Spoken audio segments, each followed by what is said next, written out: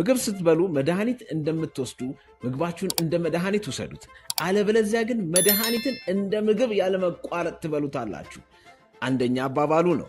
ሁለተኛ አባባሉ ደግሞ ልጆቻችሁን ገንዘብ መስራትን ሳይሆን ደስታን ማግኘትን፣ በጥቂት መደሰትን፣ መርካትን አስተምሩ ይላል ሁለተኛ አባባሉ። ሶስተኛ አባባሉ ደግሞ በፍጥነት መሄድ ከፈለክ ብቻህን ሂድ፣ ረጅም መጓዝ ግን ከፈለክ ሁል ጊዜ አጋር የሚያስብልህ እውነተኛ ወዳጅ ይኑርህ፣ በዛ መልኩ ረጅም ትጓዛለህ ይላል ይሄው ድንቅ የዓለማችን ሰው።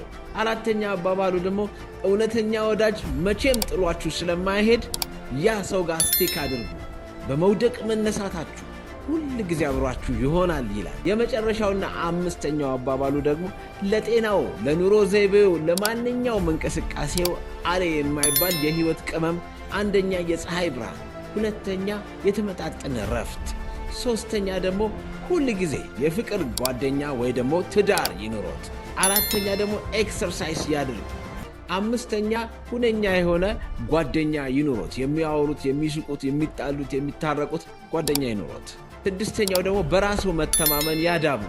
እነዚህ ነገሮች ካሉት እርሶ በህይወቱ የተሳካለት ይሆናል ይላል። እኔ አይደለሁም፣ ይህ አስደናቂ የዓለማችን ተመራማሪና የፈጠራ ባለሙያ። ስለዚህ የዚህ ሰው ታሪክ ለመከታተል ታች ላይ ተውንላችሁን የዩቲዩብ ሊንክ ይከታተሉ። ምን ይላሉ? አስደናቂ የሆኑ የህይወት መርሆችን እኛ ጋራ ይኮምኩ። ይመቾት።